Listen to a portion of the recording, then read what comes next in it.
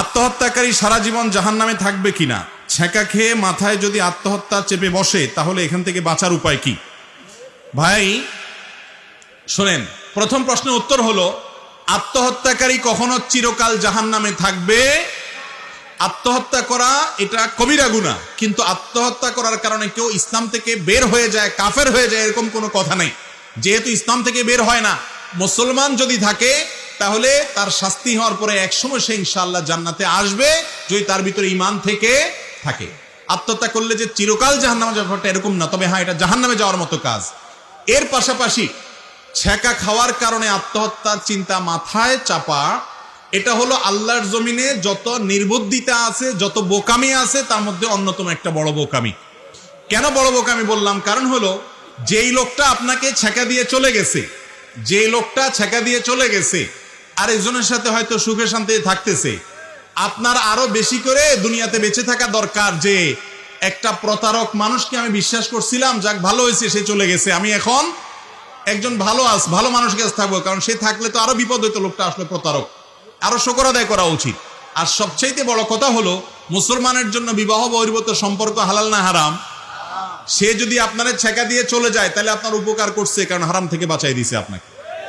যেটা নোংরা ছিল সেটা আপনার জীবন থেকে আল্লাহ সরাই দিছে, এখন পবিত্র একজন জীবন সঙ্গে নিয়ে আসবে। অতএব মুসলমানের জীবন এত সস্তা না, আপনার কোনো কারণে আপনি মনে চাইলে আর আত্মহত্যা করলেন, এগুলো মূর্খতা। আত্মহত্যাকারীর জানাজা নবী করিম সাল্লাল্লাহু আলাইহি ওয়াসাল্লাম পড়তেন না, অন্যদেরকে পড়তে বলতেন। এত জঘন্য অপরাধ এটা, এই জন্য এটা থেকে বেঁচে থাকার চেষ্টা করতে হবে। জালিমের জুলুম থেকে বাঁচার জন্য জালিম হত্যা করা যাবে কিনা? এই জালিম হত্যা করলে সমাজে অনেক উপকৃত হবে। ভাই, কোনো মানুষকে হত্যার দায়িত্ব কোনো মানুষ ব্যক্তিগতভাবে নিজের হাতে তুলে নিবেন না। কেউ তার উপরে যদি শারীরিকভাবে আক্রমণাত্মক হয়, জুলুম করে, তাকে হত্যা করতে উদ্যত হয়, তিনি নিজের জীবন রক্ষা করতে গিয়ে যদি ওই লোকটা মারা যায়, তাহলে সেটা তার জন্য ভিন্ন কথা। যে তার আত্মরক্ষার জন্য লড়াই করতে গিয়ে তার হাতে ওই লোকটা মারা গেল, এটা অনিচ্ছাকৃত ভুল বলতে পারেন, এটা হত্যা নয় সেভাবে। কিন্তু একজন মানুষ ঠান্ডা মাথায় যত বড় জালিম হোক, আরেকজনকে হত্যা করার অধিকার এটা বিচারিকভাবে হতে হবে, কারণ সাক্ষী প্রমাণের ব্যাপার আছে।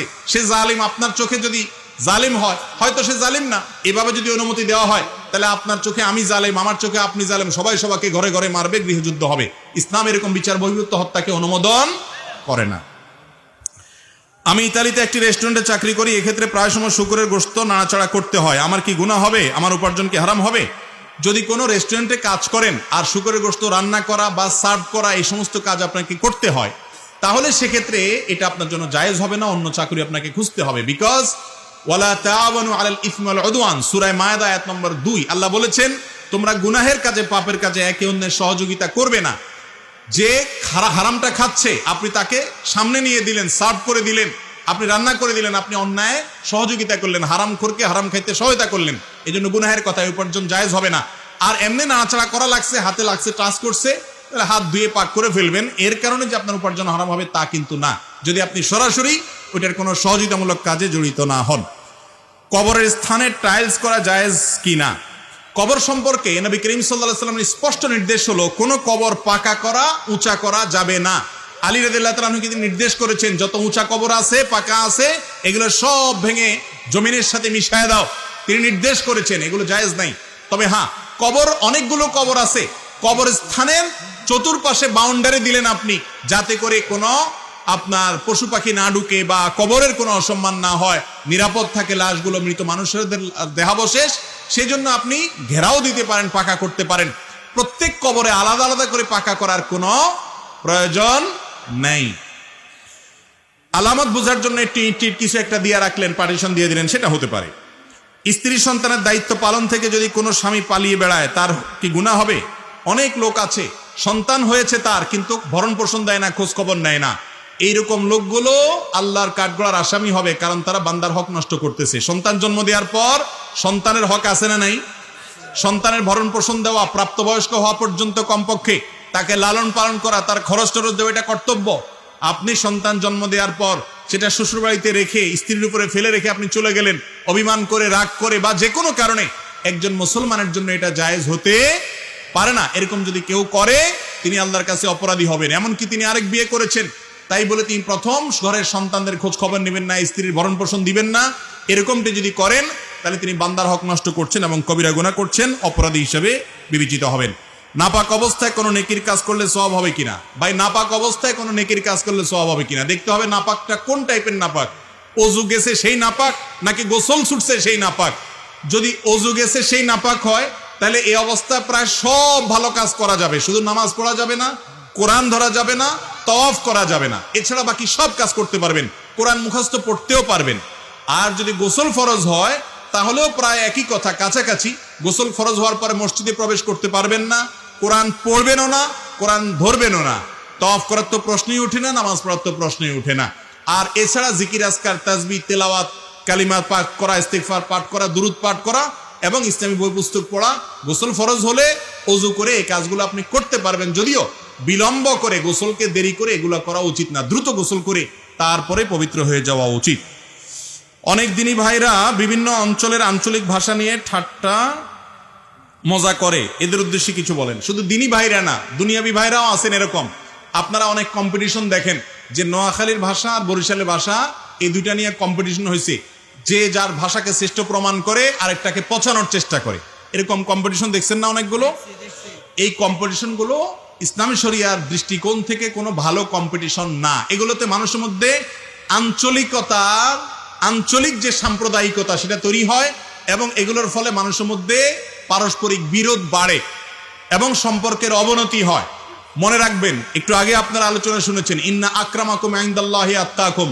আল্লাহর কাছে নোয়াখালীর লোকেরও সম্মান মর্যাদা নাই, আপনার বরিশালের লোকেরও মর্যাদা নাই, এমনকি যদি কারোর মধ্যে ঈমান না থাকে আর লোকটা মক্কা শরীফেরও জন্মগ্রহণ হয়, তারও মর্যাদা আল্লাহর কাছে মর্যাদা হলো, সম্মানের ভিত্তি হলো তাকওয়া।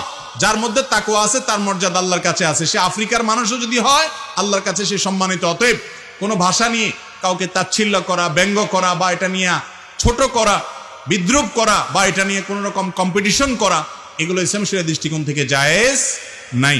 নিছক বিনোদনের ছলে যদি হয় তাহলে দুইজনে যদি বিনোদন হিসাবে নেয় সেটা ভিন্ন কথা। তারপরে এটাকে আনুষ্ঠানিকতার রূপ দিলে সেখান থেকে আঞ্চলিক সাম্প্রদায়িকতার মনোভাব মানুষের মধ্যে এমনিই আছে, আরো তৈরি হয়, আরো নানাবিধ ক্ষতিকর দিক আছে, এজন্য এটা জায়েজ নাই। সর্বশেষ প্রশ্ন, অনেক বাড়িতে অথবা দোকানে দেখা যায় স্বর্ণ অথবা রূপার পানি দিয়ে ছিটা দেয়া হয়, রোগ মুক্তি বা বালা মুসিবত মুক্তির জন্য এটা কতটুকু জায়েজ? ভাই, স্বর্ণ বা রূপার পানি ছিটা দেওয়া দোকানে, বাড়িতে, বিভিন্ন জায়গায়, এটা আমাদের সমাজে অনেক ক্ষেত্রে আছে। এটা অত্যন্ত গর্হিত একটা কাজ। ইসলামের দৃষ্টিতে কোনো মুসলমান বরকত বা কল্যাণ আশা করবে আল্লাহর কাছে, স্বর্ণ বা রূপার ভিতরে কোনো কিছু কোরআন হাদিসে কোথাও বলে নাই স্বর্ণ রূপা ধুয়ে দিলে কোনো লাভ হবে, বরং এগুলো কুসংস্কার, এগুলো ঈমান নষ্ট হতে পারে এরকম বিষয়, শিরকপূর্ণ বিশ্বাস।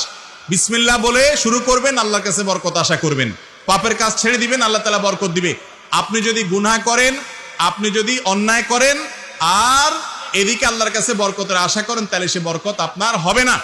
আর স্বর্ণ বা রূপার পানি এগুলো দিয়ে যত ছিটেন, যত ধন, এগুলার বিশেষ কোনো কল্যাণ নাই, কোরআন হাদিসে কোথাও এরকম কোনো কিছু বলা হয় নাই। বিধায় এরকম বিশ্বাস নিয়ে যদি আপনি স্বর্ণ রূপার পানি ছিটা দেন, সেটাতে কোনো সওয়াব তো হবেই না, বরং আরো কি হবে, এটা আপনার কুসংস্কারের জন্য, বিশ্বাসের কারণে ঈমানের জন্য ক্ষতিকর হবে। আল্লাহ তাআলা আমাদেরকে বুঝার তৌফিক দান করুন, বলেন আমিন। জাযাকুমুল্লাহু খায়রা ওয়া আখিরু দাওয়ানা আলহামদুলিল্লাহি রাব্বিল আলামিন।